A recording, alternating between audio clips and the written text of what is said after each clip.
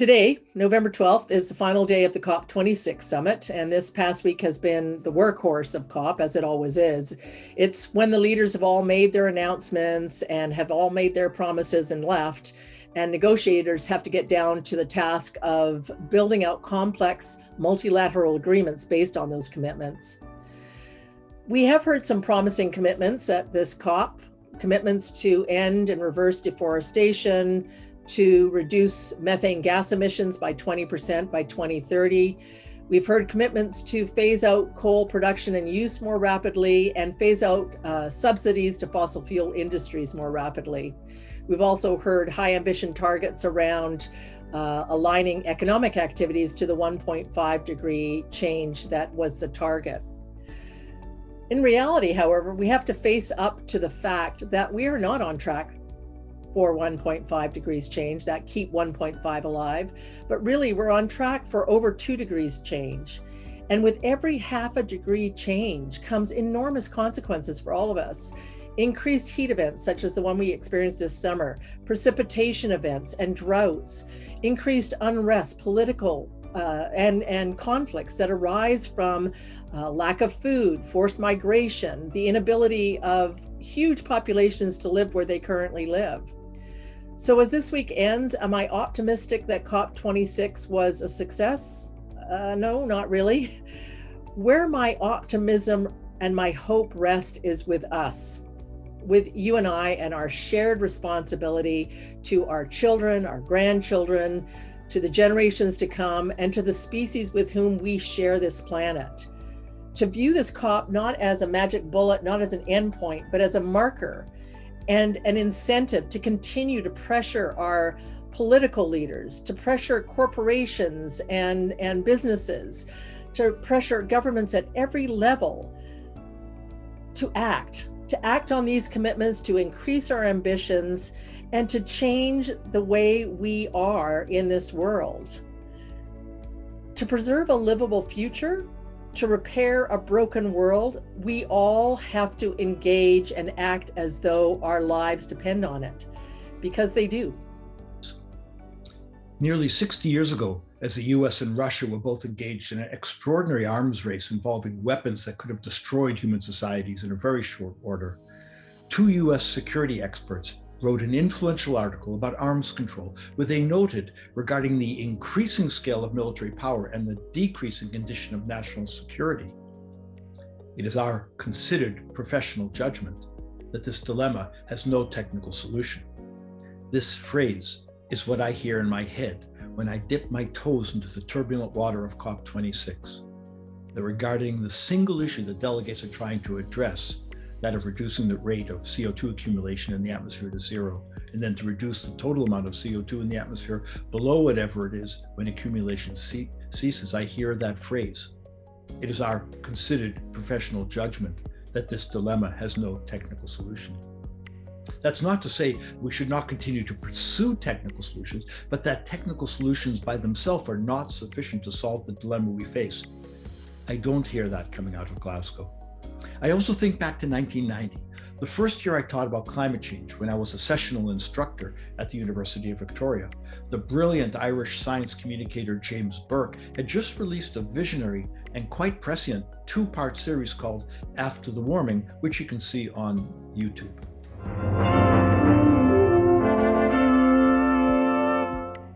This is the Global Information Network. It's January 1st, 2050.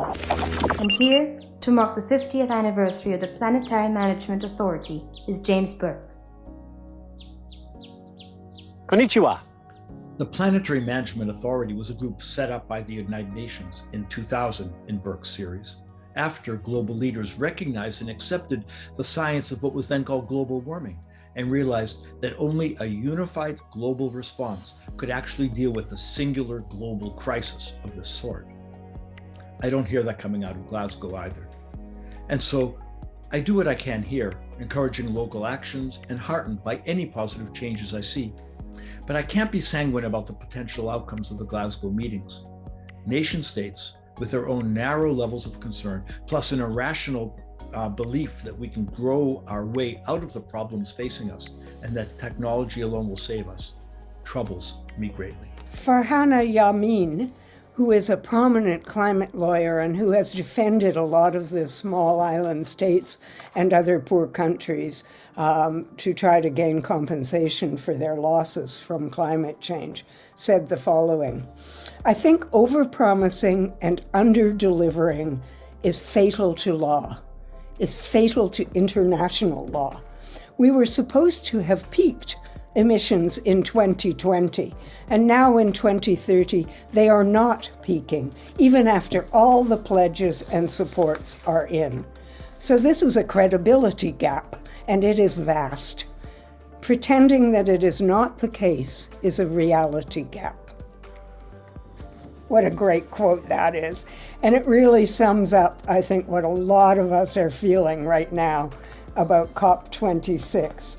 A lot of hype, a lot of ambition, and while it's not over, and we still have to get all the nationally determined contributions in, it's not looking that great.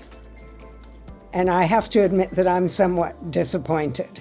And I'll tell you, what I'm optimistic about is those young people, all those young people there who are so courageous and who are turning out in such high numbers and who are blasting us, and quite rightly. And also the role of civil society. We wouldn't even be talking about 1.5 if it weren't for civil society and NGOs and those young people. Also, some of the older people have some things that I'm optimistic about. The Race to Zero, for instance, the High Ambition Coalition.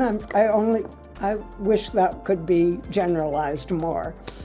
What I'm not optimistic about is justice. And why is it always the last thing that we talk or think about? But we've done it again, I'm afraid, at COP26.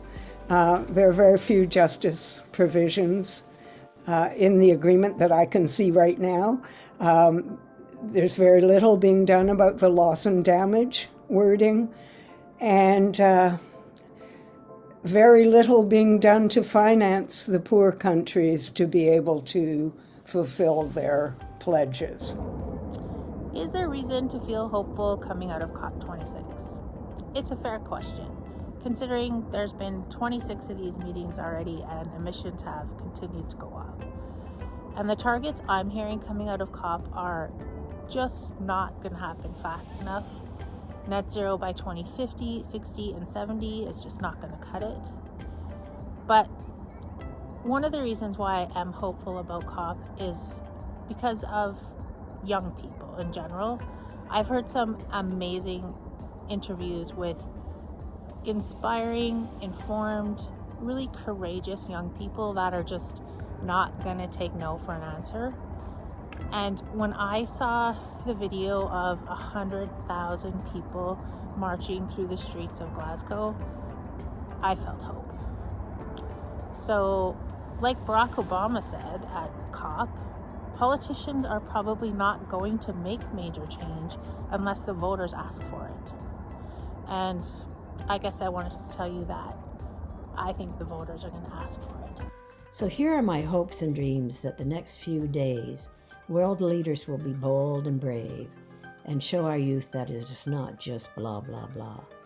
First, an immediate end to coal, all new mine development, and a phase out of existing operations by 2030. Why is this important? Because when you continue on the same old development paths, you ignore innovation potential. Second, an immediate end to all fossil fuel subsidies so that nations can direct the cost avoidance to meeting their commitment to mobilizing $100 billion for developing countries. And third, I hope that the next COP takes as its overarching concept of regenerative sustainability, which is all about net positive benefits by integrating both the environment and human activities. And so that we can truly show our youth that it's no longer just blah, blah, blah.